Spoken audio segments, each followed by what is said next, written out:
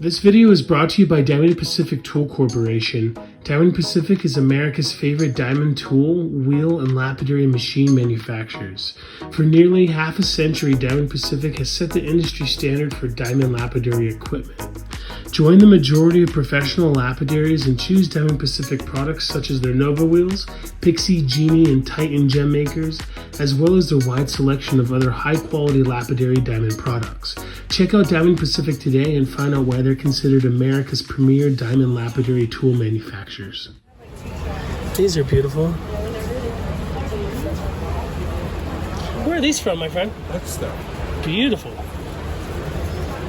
Nice quartz. Almost looks like... Similar like the Turquoise? Yeah. But they're Pakistan. Very nice.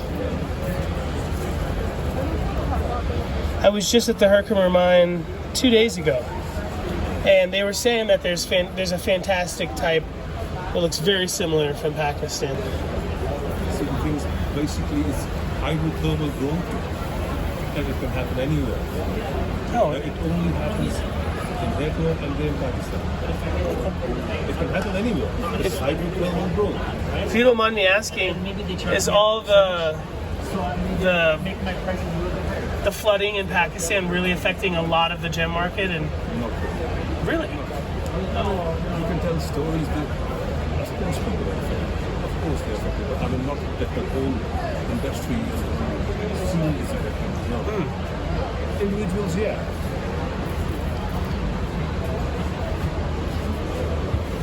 Because it'd be such a shame if we don't get any more Pakistan minerals. They're some of the best in the world. This is all the quartz you see is Pakistan. Alpine typical growth, hydrothermal quartz. And it's excellent quartz. Excellent quartz.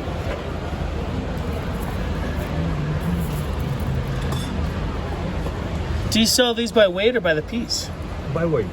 How much? So I mean, kilogram or something like this? Yeah, kilo. Kilograms you can have for 750 a kilogram. Nice. That's there. You get a lot of them for a kilo. You get a lot of, this is not a kilo washing, yeah? This is less than a kilo. I beg your pardon? This is not 1 kilogram. Oh no, not even. That's probably A bit more than half. yeah, just over half. Yeah, some 600 or something like this.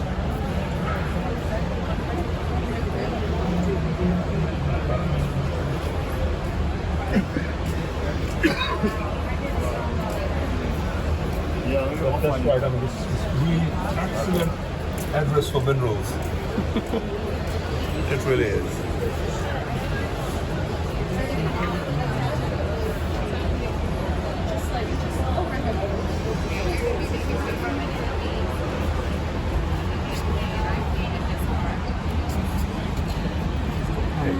We're back from earlier. Okay, you know what? You would not believe it. I have it in my... I just opened it. I thought you would not talk. Oh wow, okay. I have them in my hand. Oh, I have them in my hand. okay. The boxes they are made myself to see. Do you have the one that we want? Yes, this is also there. That's right. Because I That thought one? maybe they come back, maybe they do not, maybe they... Yeah. This one and this one. Yes.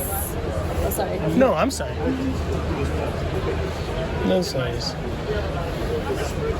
What a lovely gentleman with a lovely accent. Okay, do you do most of Very passionate about his quartz. Yeah, he's very right. When I was at the Herkimer Diamond Mine at the Mohawk Mineral place, they didn't have anything like that. That's for sure. But they were saying that there was a very similar type from Pakistan and that it was really, really nice. And this is outstanding. Tourmalated. Beautiful. Mica on there. Looks like it says it's only 2,200.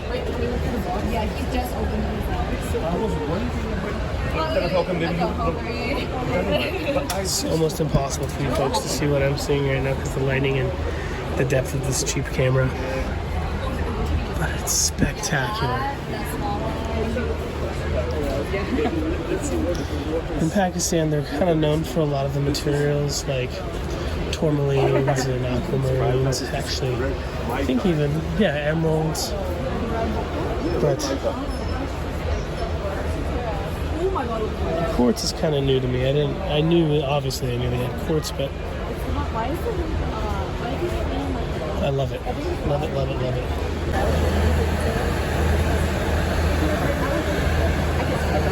Vita Jewel.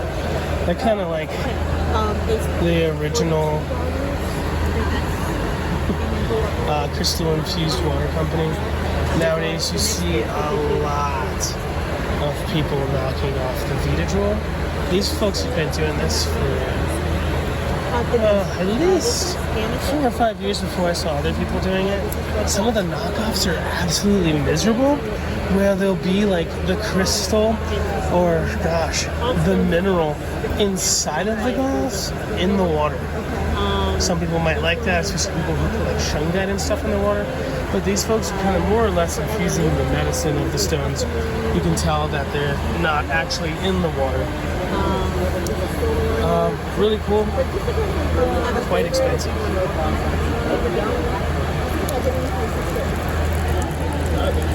Let's see. This is the wellness blend. Does she have a favorite thing? Let's see how much wellness it gives me. Definitely very cool. My ex owns a yoga studio, had these folks reach out to get them to buy a bunch of these different types of things. Like, I think it's for like mate or some kind of tea or something. What things do you want to go? That's about the word. One of the things I've heard, they claim separate these from other companies, is that the materials are worked ethically. What is ethically? Like, are they tumbling their own rocks? Are they,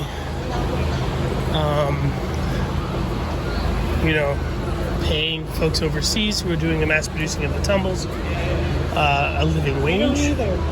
Is it a living wage to our standards? Is it a living wage of their standards? How you doing, my friend? How are you doing? Do you been at jogs in Tucson? Good to see you again. I remember that smile. Yeah, I know. How are you? Doing good. Good? Definitely. Nice Mediterranean corals. There's a lot of Mediterranean Sea. A lot of folks don't know that, not all red Mediterranean is Italian. There's a lot of Mediterranean Sea. Beautiful pieces. There's all kinds of documentaries. There's one great one by a guy named, I think, Patrick Violet. He's a Frenchman. And he puts out the best gemstone documentaries. I don't know why they're not 100 times bigger than they are. I don't know why they're not being played on like Travel Channel and Discovery Channel and stuff. But I'll try to throw up a little picture of his video. He has a great one on everything. Ethiopian opals, Afghanistan emeralds, Mediterranean coral, turquoise in Iran.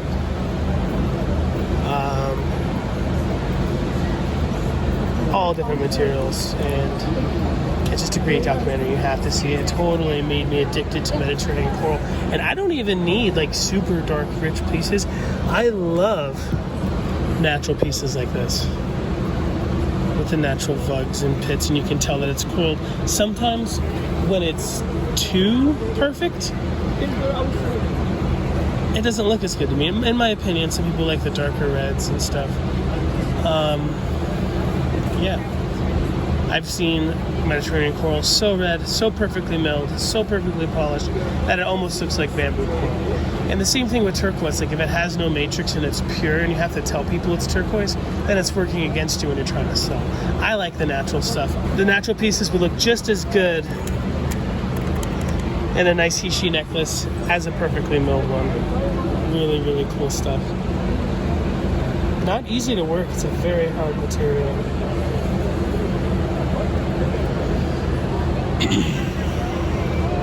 You see how it's curved on the back there? Definitely done on a wheel.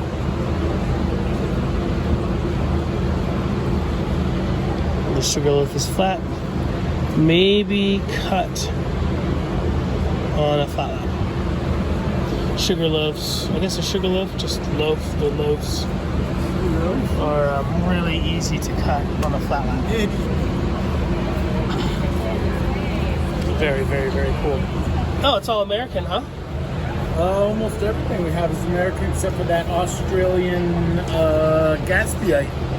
That's what that is right there, huh? Yeah. I was hoping that. This is all American. This is all from Tonopah, Nevada. All the turquoises. You gotta forgive me, dude. I thought with the beard, you'd be able to show me some awesome Persian. I'm from Cuba. That's awesome I'm too. from the Caribbean. But can we look at your gas bag? Yeah, this hasn't actually been around in a little bit. I haven't, and when I do see it, it's not very good. A lot of people, unfortunately, their introduction to gaspiite is the miserable Kingman block. And people usually make carvings with that. Cause Yeah, you just or- whittle it out. You get a big chunk and just whittle it out. Oh yeah, and there was a few turquoises that look like, I guess, like peacock and caraco. Yeah, Close. a little bit. Because you get also the varicite that has the green and yellow in it. It's similar to this, but it's not. This is not webbed. It's got matrix, but it's not webbed up. If you don't mind me seeing, these aren't Yeah, no backed. problem. They're not backed, are they? No, they're not. Fantastic. What is the price of Australian gaspiite? $2 a carat. So $10 a gram. Yeah, Not bad. not bad at all. I'll tell you the For truth. 100% natural stone. Yep, doesn't even have the black backing on it. We will be getting some more that may have some black backing on it. It's not always miserable. It serves its place all over the market. you Oh know? yeah. Oh, it's good looking though. I'll tell you that. Some my favorite nausea that I have as a black piece of black backing, not to cushion the stone, just the turquoise is nice and it needed to be higher. Oh yeah, You know, yeah. There's a million Yeah. reasons why you would cushion the piece. Yeah. These are fantastic. But usually it's because it's going to sit inside some silver, Exactly. And the industry standard is it's totally normal, and actually a lot of people think it's extra good to do it without, to not do just plain, but it's got to be as thin as a dime, the black backing. Any more than thinner than a dime, then you're Well, not. now you're paying just act $2 a carat for plastic. Yeah, for epoxy resin. Yeah. So yeah, anything thicker than a dime, someone's just trying to add some stacks and weight onto it. These are fantastic. Do you just work for an Australian distributor? Or? No, actually, this looks is like you got all kinds so all of the different stuff. all the sunstone we dig from Oregon, and the tourmaline and varicite all comes from Tonopah, which we also dig. So most of the stuff in here we dig, and even some of the tourmaline, that's from the Himalaya in California, and that's from the Himalaya, California, which I dug as well. That's from Africa. Oh, those are stunning. Where did you get them faceted?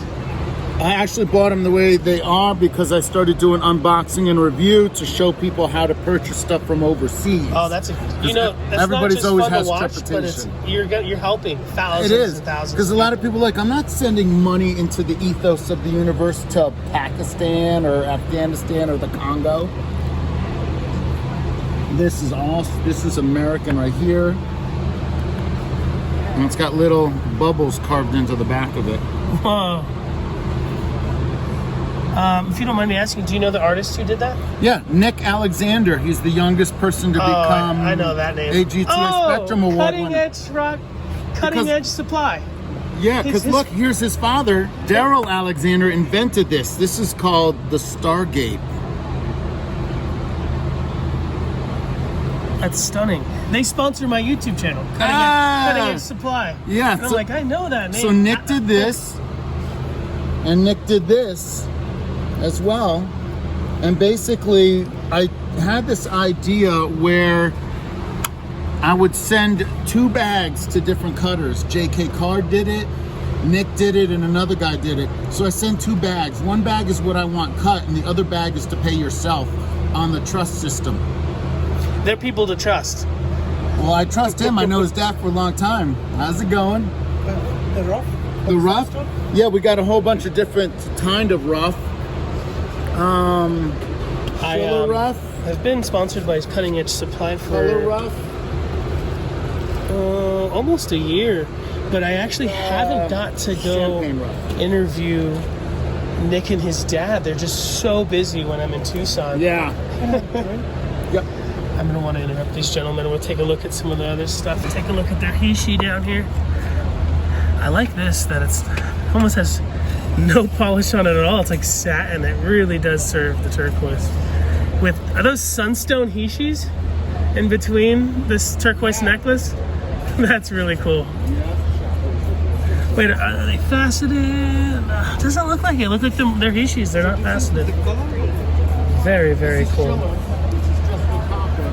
This is color. That's really hard to do. It's, in my opinion, white buffalo dolomite is so hard to work. It says on the bottom. It just wants to crumble. Check out Sunny Gemstones on YouTube. He has a lot of the material that he actually got from Danny Otteson, and it can be really tough to work. Sometimes they do stabilize it. I don't know if this material is or not, but you do go through a lot of material. Let alone beading, you lose tons of material, sometimes 70% or more. It's what we use to create this. We have these cut and jar core. Take a look at that. So this turns into this. Mosaic bracelet. Who's coming for you? I don't know his name, but my boss is a Sikh. And he does the business. And This is from this? yeah, this, the copper, is what Very makes nice. this. Yeah. I was talking to one of my best friends, and they were saying kind of like, would that be considered intarsia? And Tarsia's kind of just like a trade name. Mosaic's good enough. So the champagne. These wolves and bears are stunning. Whatever kind of turquoise those are. These hishi, I would imagine, are either Kingman or Hubei. 100 to 155. Here's a polished version of whatever that stuff is. But I love the satin. I think I know this gentleman's boss. He just said that the gentleman is a Sikh, and I believe they vend at the 22nd Street show. He's a Caucasian-looking gentleman. Oregon Sunstone. The reason why I know that is because there was a Sikh gentleman selling Oregon Sunstones at the 22nd Street show. I imagine it's the same person. Here's another peek at that satin finish turquoise. Looks really good with the This, these trays. white buffalo Wait, did I? beads. Really good looking products. These folks are not messing around. And it's kind of simple stuff too. Just done well, high quality. Look at that rainbow. Is it tourmaline or is it different stones?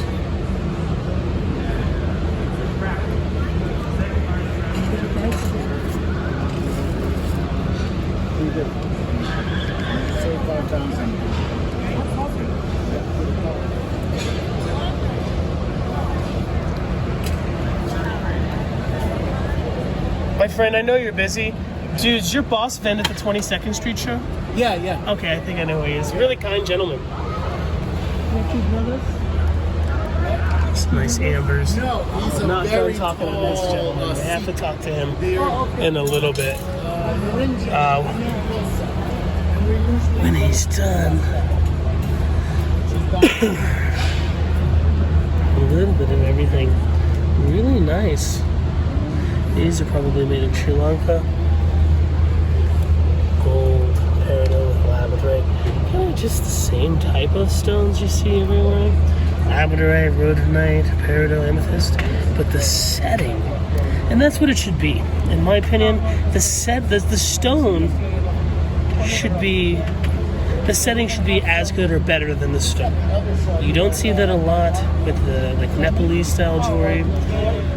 Even some more affordable Native American jewelry, you don't really see that. It's kind of like the stone is the centerpiece, which is cool. It has its place in the world.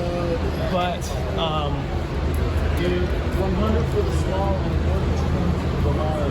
and those those gold pieces. I imagine those were probably 20 karat or more. We'll ask this gentleman here in a little bit. Newman, Outlaw Rocks. Yeah, they're really famous. I totally thought that was amber, but it's Oregon Fire Everybody Opal. always think it, but I always tell them clink it together. Because they have amber. Take 2 pieces of amber and clink it. Doesn't make a sound. They don't sound like plastic, yeah. Clink this and it goes. Oh man, that is so cool. You don't. I've never seen the Oregon Fire Opal milled before into beads. Oh really? That is fantastic. And the gentleman was telling me that these are not tourmalines, these are sapphire. Incredible.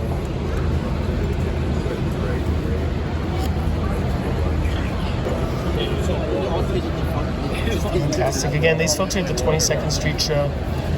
Check them out. And then this is very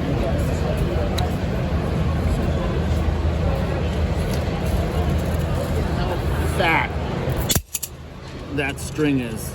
Is this Turquoise. is it Royston. Kingman? It's Royston. This is Royston. Dang. Look at how fat that is compared to your finger. Yeah. Yeah, it's thicker than my finger.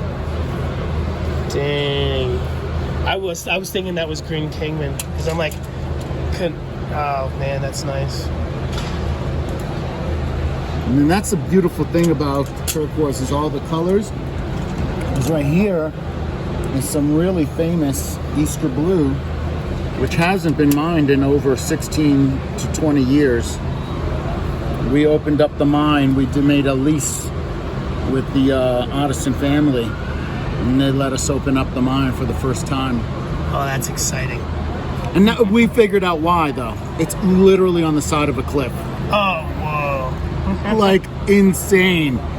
In fact, Tristan Otteson said his grandfather rolled the truck off the cliff one time. No, he survived. Yes. Yo. So look at the color blue on that. Is insane. It's like a super intense dark teal. Or, no, it's like incredible.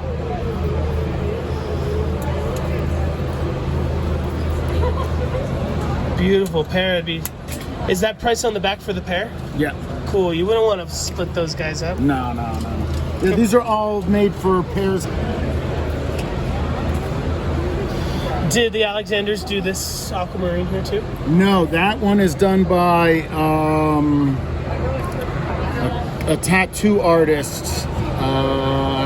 He cuts a lot of feathers. I can't think of his name right now, but yeah, he's a tattoo artist out of California. I think out of Carlsbad.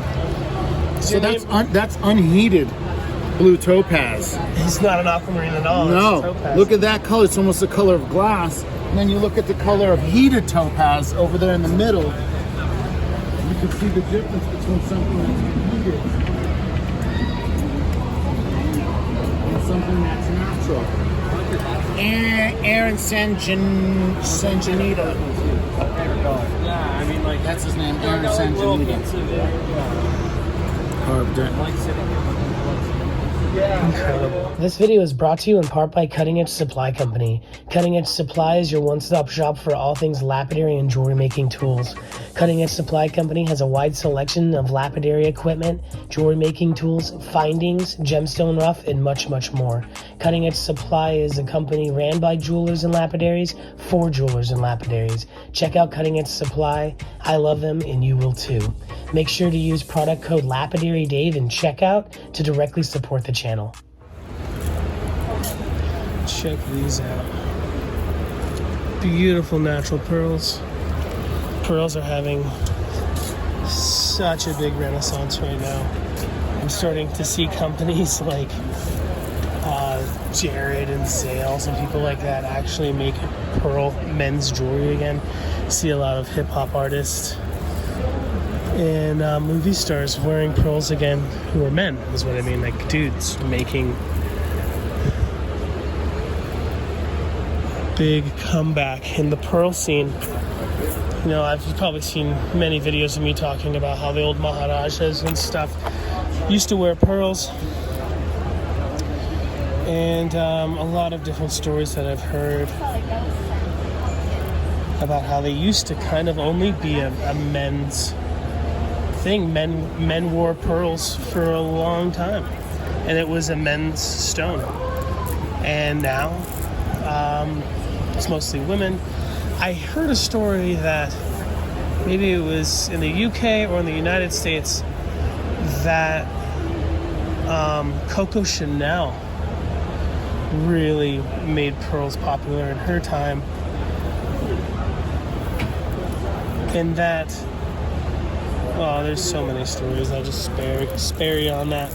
I love pearls. Me and my grandmother collect pearls. These are real pearls, but I don't like drilled pearls. If I do drill them, I like to drill a bail on the top and incorporate jewelry that way, or fashion the jewelry that way. Not a big fan of the holes. There's a lot you can do with it, and they can be really expensive. Really cool stuff. During the Tucson show, like at was it Gem Mall and that whole wholesale show, there's just a quarter mile of dedicated pearl vendors. That's really cool. These are actually super cool, and I will tell you why. For inlay artists, you can find a diamond bit, like a rounded bit or a rounded cylinder bit or a cylinder burr. Put it in a drill press. Don't drill a hole, just grind into your stone the same diameter of these plugs, and you can do some really cool inlay with these calibrated pieces here. They're actually really nice. I'm gonna find out how much these cost because these are really cool. I suspect it's the same people over there. Maybe I'll do that tomorrow, but that's awesome. These darker ones are cool too, but they look more like mica. And you just put them in. They're not beads, they're not buttons. You find the burr, the same diameter as those, drill into your piece of turquoise or whatever you want to put it in, pop them in with a little bit of CA glue, then finish lapping your pendant or your cabochon or whatever, and it's just really cool to have those accent your piece. Sorry, my brain's not working. Really cool. We're here with our good friends you've probably seen many times, ASO Opals, A&S Opals LLC with Adam Sawicki. How you doing, folks? The handsome playboy of American Opals himself. How you doing there, Adam? Oh, good. Yourself, Dave? Yeah, good to see you again here in Denver. Oh, yeah. Has it been a good show so far? It's been a good show, yeah. There's a good crowd this year. Definitely starting to bounce back from a few years ago, so... It's starting to spread, and I hear even there's even more outlet venues starting to pop up. Yeah, I noticed that. I mean, Denver itself has, I don't know, 3 or 4 new shows added in the last couple of years. So, it's definitely starting to come along. It's, I think it's probably the biggest or fastest growing gem show in the U.S. Agreed, for sure. Tucson is just about maxed out for size. They've already taken over every venue in the city, so Denver seems to be the next one up and coming. Yep. Oh, I'm sure the Denver people are going to be thrilled about having gem shows in their hotel lobbies. And hotel. Oh, yeah, in the Burger King parking lot. Yep. Anyway, my friend, you're always getting new stuff. Yep. You work with, well, not only do you go to Australia and you get stuff yourself, but you work with a bunch of Australian miners. Yeah. So you're getting all kinds of cool stuff from different places in Australia. Always revolving inventory, yep. I had to ask you these things. Yeah. Tell me about it. Well, yeah, so these are actually done by one of my mates. He's actually an opal miner, an American guy, and he actually lives in Australia and he mines opal, but he was an award-winning jeweler and, in his previous career before he went full-time opal mining. And yeah, these are a couple of his pieces. He was asked to do some crosses, so I mean, you know, one like this. If you're into a bit of bling, yeah, that's a heck of a cross for you. It's like for a rapper or something. Yeah, I know it'd be great for that, but yeah, I mean, it's all high quality, you know, Lightning Ridge opal, either black opal, crystal opal. You know, what you always use really good quality diamonds. They're all VS1 or better, DDG color. So yeah, good quality material all around, but very custom. Yeah, I mean, as far as opal crosses go, that one's pretty sweet. It's so blingy and your lighting is so good. Do you mind if I turn this a little bit? Yeah, no worries. Because it's so blingy, the camera can't even handle the bling. Yeah. That is just awesomeness. Yeah, sometimes it confuses the camera lens or the sensor in the camera. Absolutely. And you get what they call light noise. So you were telling me some techniques on how to photograph opals better last year, and was it that to use less light to make it struggle? yeah, sometimes you need to use back the light setting off on the camera without changing any of the saturation or anything like that. You can just back the light setting off, and it makes the camera sensor struggle more to pick up the colors. So what you do is you look over the camera, and what you see in the lens, when that matches what you see with your eyes, you know, you kind of have it set up perfectly. So what a trip. Is that something you kind of just figured out yourself?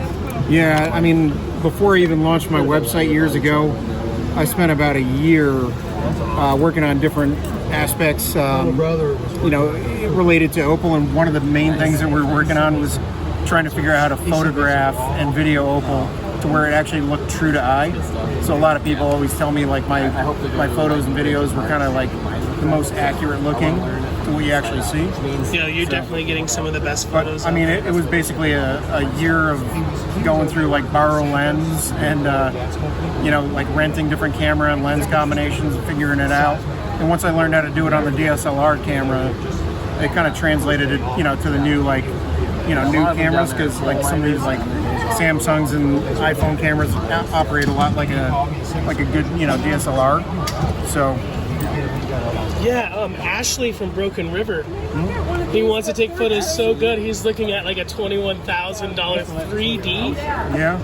yeah, 3D camera, uses 2 lenses, and he doesn't even know if it's gonna work, you know. You seem to have it down. yeah, I would probably hit a borrow lens first. Yeah, Like, borrow the lens first. Yeah, exactly. You know, go and rent it and see if you can figure it out. But you know, half of it with cameras is like with DSLRs and stuff is, you know, the body is one thing, but yeah, the lens really makes a difference, and that's what I found. So you have to invest all your money in the lenses and, you know, get a decent body, and then yeah, a lot of good lenses. Yep. Here to see something else, Dave? Oh, always. There was those rings over there. I think she's doing something with them though. Oh yeah, Can we take a look at this dream catcher? Honestly, there's no limit to things to see at your booth. Yeah, I've had a lot more requests lately for finished jewelry. Really, I usually prefer to sell somebody an unset stone and custom design a piece of jewelry for them. But like I said, you know, one of my good mates is a pretty good jeweler, so you know, why not have him, you know, send me some stuff and yeah, display it in the booth. So this one up here, is that a Croy Boulder opal? yeah, that is really nice quality, kind of almost full face Boulder opal, you know, about 90% face. Great saturation in there. I think the little bit, the 10% that is there actually makes it pop. Yeah, and honestly, you wouldn't even know it was a Boulder opal if it didn't have that. Sometimes you got to leave a little of that inclusion. Yep. At all. Yep. Be able to tell. Yeah, the contrast is what people seem to like most with Boulder opal. You know, if you're not into the contrast, then you go for the black opal or the white opal, crystal opal. Yeah, the brightness on there is pretty high. Man, it must be such a pleasure. How long have you known this artist? We've been dealing together for quite a few years now. I think probably 6-7 years. So good friends. Yeah, pretty good friends. He trusts you with his multi-dozen thousands of dollars necklaces. Oh yeah, and they're all gold, and yeah, same with a lot of the jewelry. And so for this one, here's one of the rings from that same designer. Got a nice black opal knobby in there. yeah, I like this one. Really interesting pattern. Got a little webbing in it, but like some people really like that. looks, you know, gives it a lot of character. Kind of a flame design, iced out a little bit, right in the flames. All good diamonds. But yeah, it's all 18 karat gold. So again, when it drops down in size, close the price as well. That's why when you see the finished right through the back side. And, open back. yep. That's how you know it's real. And it's another one he did. The Queen of Sydney right there. It's got that on both sides. The Oklahoma Rodeo Queen. So that's a beautiful stone as well. Again, it's all 18 karat white gold, VS1 or better diamonds, and D2G color in this as well. And if you look on the back, diamonds go right in. They're finished on the back side. The stone itself is a double-sided stone. It's polished Holy smokes. all the way through. That was a nice big knobby. Yikes. Yep. Beautiful piece. But And that is prong setting, but the Apprentice. I came Wow. here last year and yeah, I got one of these. it's a special occasion ring, so prongs are pretty suitable. You know, if you're going to wear an opal every day, you're probably better off with a bezel set or kind of a modified bezel where you have a combination prong and bezel. That's always kind of the best way to protect an opal, actually. And but as long as an opal is well cut, you know, no sharp edges left on it, and it's well set in a custom piece of jewelry, that thing should be multi-generational. It should be an heirloom quality piece, and you shouldn't have to worry about breaking it. that's gonna be on the Antiques Roadshow, huh? Oh, it could be, yeah. It's good enough, yeah. You take that back to the hotel and you wear it, don't you? Yeah. And unfortunately, just about nothing fits on my fingers. You Oh, know? you got some thick fingers. Yeah, they don't look that big, but yeah, it's yeah, got those German sausage fingers. So. Yeah. Hot damn. I think that's the best Boulder cab I've ever seen.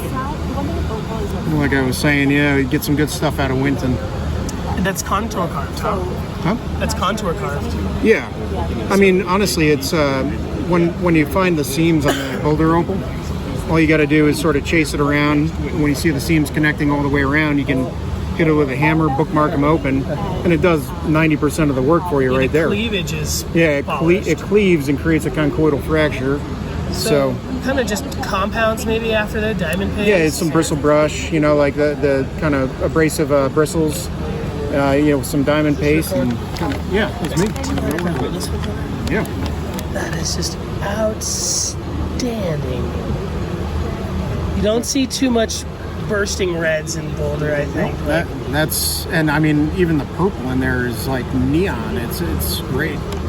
Yeah, it's really unusual piece. The pattern's awesome. The color is about as bright as it gets in Boulder. But I've got plenty of Boulder cabs, you know, from, you know, less than $60, let's say, on up to, you know, on up to this. So we got the full gamut. Quite a few Boulder opal specimens as well for the people who like just collecting a nice big specimen. That is stunning. Thanks.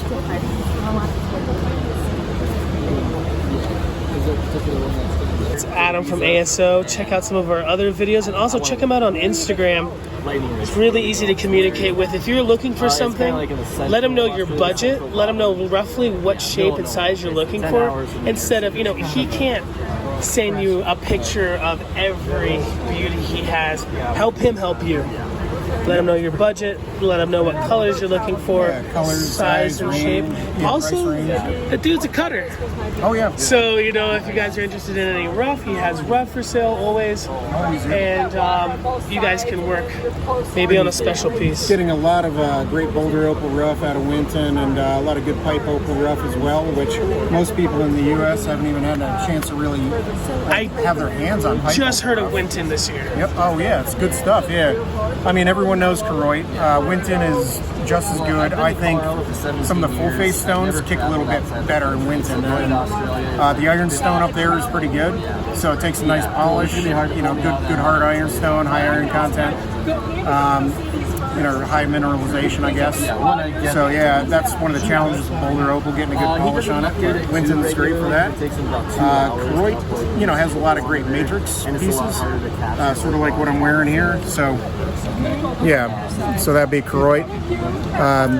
They probably have a bit better matrix than Winton, but Winton's got really good full face pieces. So These awesome sculptures, these are fantastic. I'm sure these are made in Bali. Just master sculptors over there. What's really cool is that the Balinese, the same I hear with people in Nepal, is they'll teach each other the craft. Where a lot of artists here in America, they keep it like a trade secret or something. Like here in America, you'll hear a lot, oh, if this person knows, if I teach this person, they're putting me out of work. That's a real shame, and as many of you folks know, that's like the opposite of the way I do things. These Larimar turtles are not easy to make. They say that these are made in China. They're definitely a different quality than those over there, the lizards. But we can just ask this gentleman when he gets a chance. I can always be wrong, and I love to let you know what I am.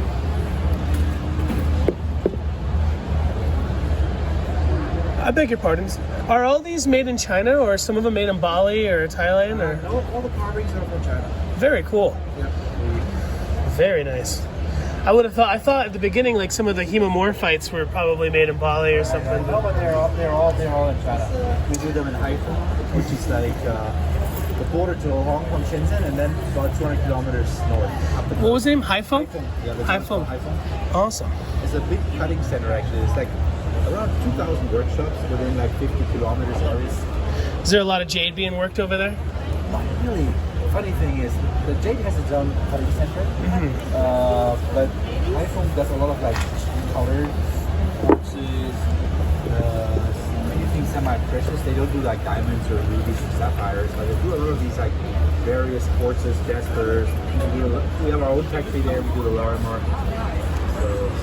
Interesting. That makes sense because I hear, and I could be wrong, I hear some jade carvers can get insured for cutting, so I wonder if like they just stick to jade. They only do their jade, and where these gentlemen and ladies probably are probably even better than the jade people at doing. Like Larimar is not easy to cut. It's hard to cab, let alone carve. Right, but it's kind of like it has this fibrous structure, Yeah. kind of like chips to the corners. Absolutely. Yeah. Really, it's like that, as you said. Like most of the people who do jade really focus on jade. Jade is its own little cutting centers. Even though, like in Guangzhou, where there's the big stone market, all the jade people are in their own building. Have you been there? Yeah, we have a Oh, shop. that's awesome. We have a shop with there. Fantastic. I'm gonna come say hi to you guys sometime. That's awesome. Haifeng, right? Yeah, that's perfect. Fantastic. Those fluorite shells. Rhodochrosite. Believe it or not, even though it's softer, it's actually kind of stable and it's not very hard to polish. Excuse me, to carve. Very, very cool. If you guys check out my video on my grandfather's art, there's a beautiful lizard carved out of rhodochrosite. That's from Bali.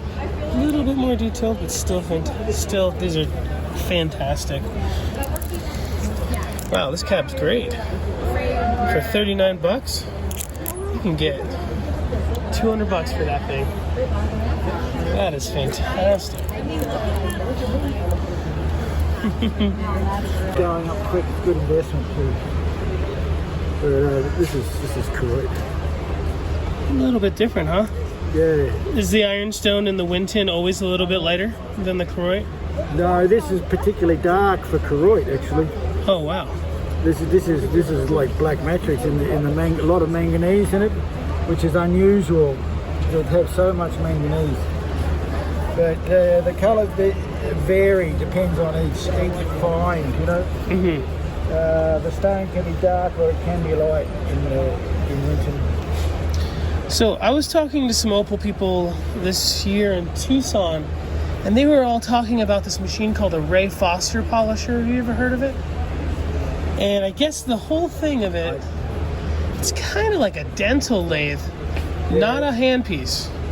Airbrush, I mean, it's The burr is flexible disc to let you contour polish the contours of a Boulder opal, opposed to grinding it flat with well, that's like using the Fordham or that type of machine. Yeah, we've got all that kit. You have to for the Boulder, you need to carve the faces. It'd be sacrilegious to take it to a flat wheel, huh? Yeah, you just grind through it. And but we do carve a lot of it. But that's the carving tools. It's the same tools you use to carve a figure. Oh, nice. Did you just pick that up? I had this made in Thailand, actually. Oh, very nice. Yeah, I sell it. Usually I've got more, but I haven't been able to get any more of the ruby rough. This is the last piece I had lying around at home. That's beautiful. Oh, it's a really nice piece. They do such a good job. It's got the radiance. Yeah, I know. It's really good polish. And, really nice. Fantastic. Yeah, but it's the crystal structure all radiates. You get look at the light on it. Oh wow, yeah. There's definitely some chatoyance in there, huh? Yeah, the chatoyancy is all radiating out like that. Looks really good. That is wild. Yeah. Yeah, I didn't know Ruby did that. Yeah. It makes sense. I just never thought. It's the crystal structure. You see, this one's got it to the crystal structure. Oh yeah, the turtle. Oh, that one has a lot of it. Yeah.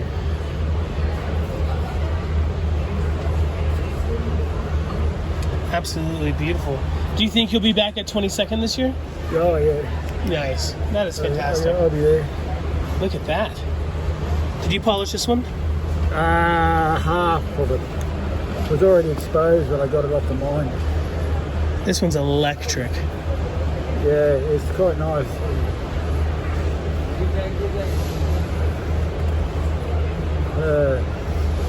But do you sell by photo, do you? No. Mostly just education. I can. A lot of people ask me. So when I share material, I always ask for a card to show people so that they can contact you if they see something in the video they like. But I usually don't. It's just mostly education. We bought a couple nice pieces from you in Tucson. I wish I still had them to show you. Yeah, well, it could have gone up a lot. I know. Yeah. My friend, did it go right here? Yeah, okay. Perfect. This is another, I thought it was another one of those Winstons. No, that's a Croy.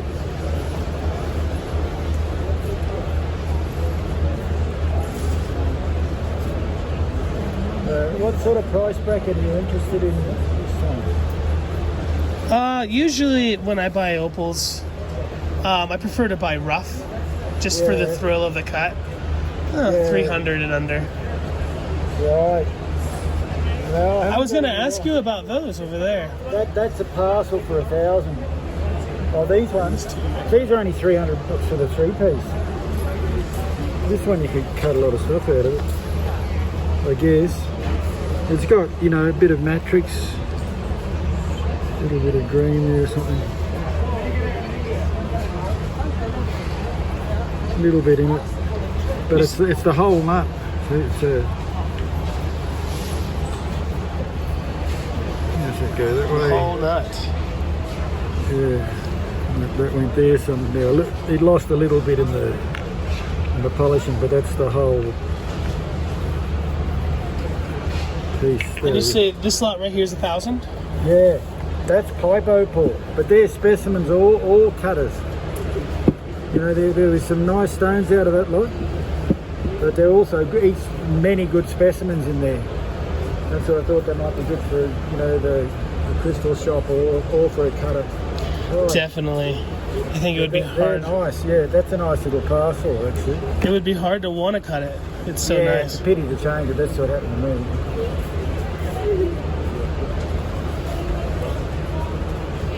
Are you having a good first day? Oh, it's been steady, yeah. It's sort of... Nice. These are cool. It's like- Contour carvings. Yeah. I sort of. If I do today, same as today, every day, I'll be happy and blessed. Hopefully it gets better. Yeah, well, that'd be real good, actually. Yeah. 2 weeks is a long time standing in one spot. It's only 10 days this one. So could be worse. 9th till the 19th or something.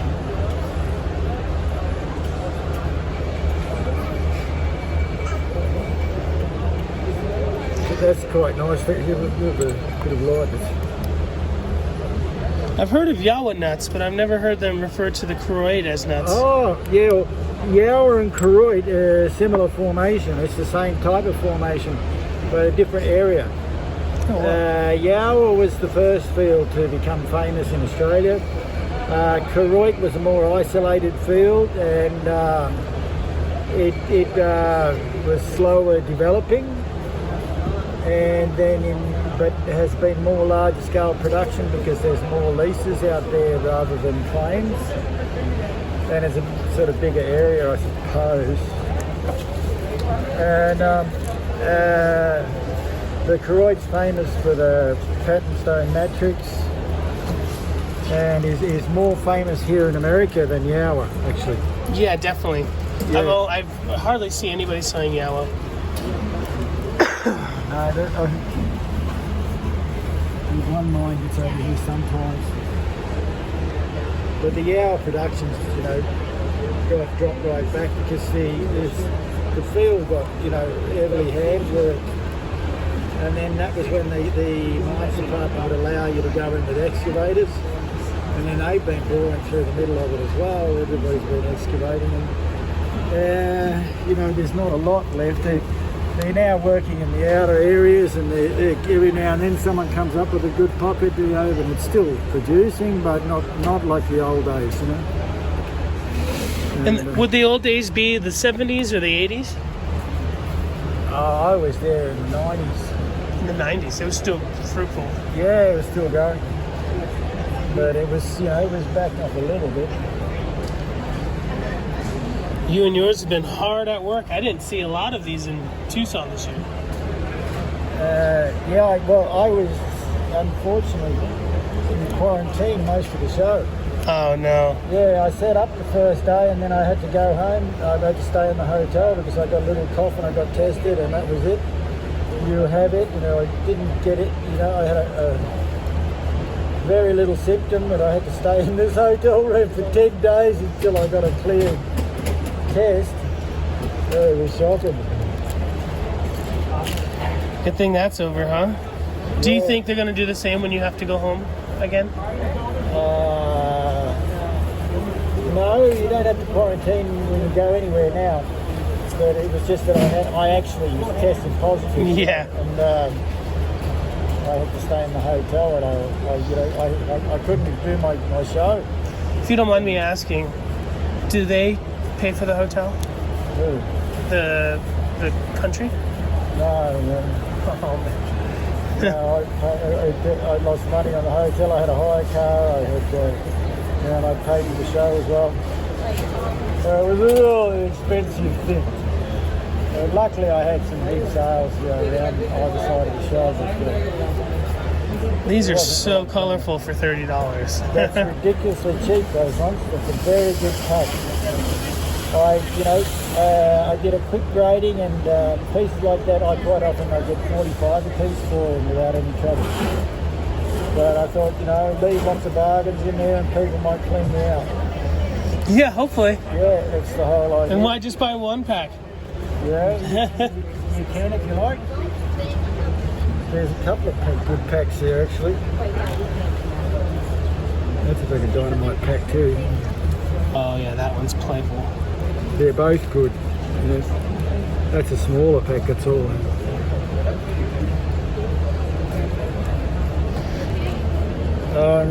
Might have one there somewhere.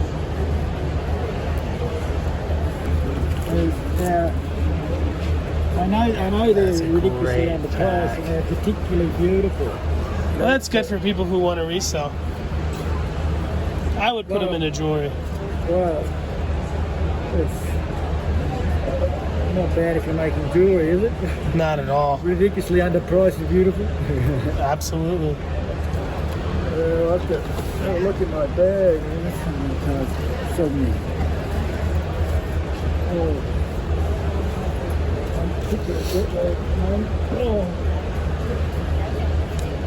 Time zones and not getting much sleep.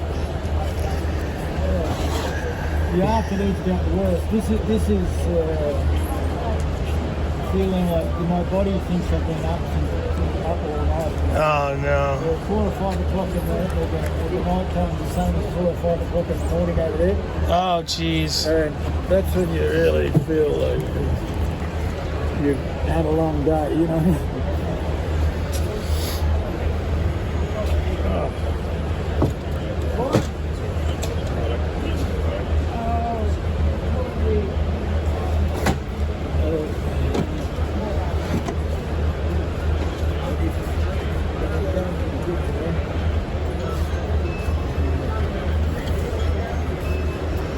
How far is Winston from Kilroy?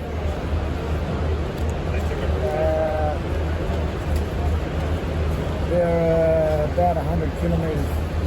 Oh, not that far. No.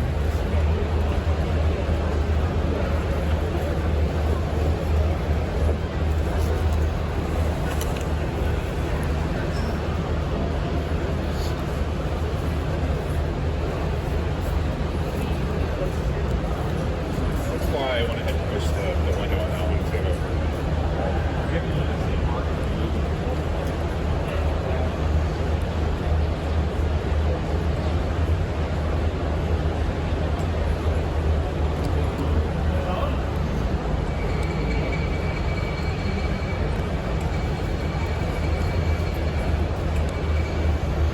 These are stunning for the price as well.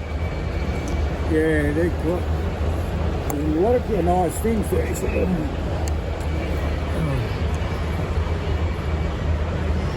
Yeah. Very nice blues, those ones. Blue greens. Sort of glows, doesn't it? Yeah. You need a chair, my friend.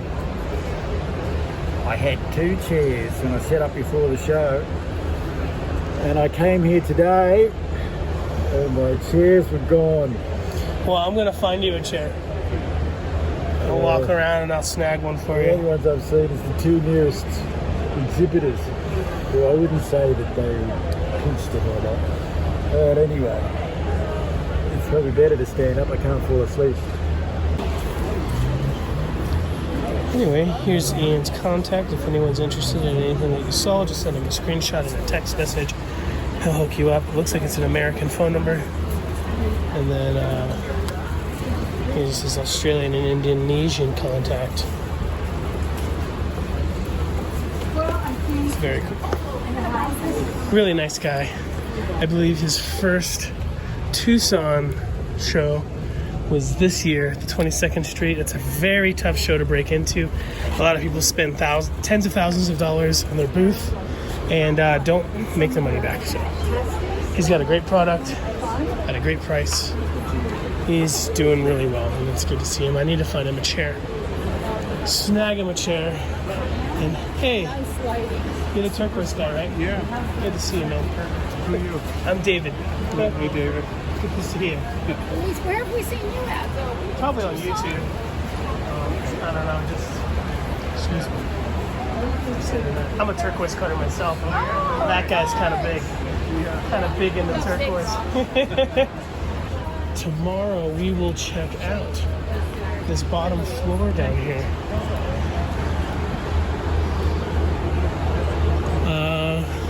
Yeah, long day tomorrow. And that actually goes into the next room, which is just as big. And then there's an outdoor section. And then there's another warehouse 2 stories high with just as much stuff. It is nearly impossible to film everything, but we're gonna try We always try.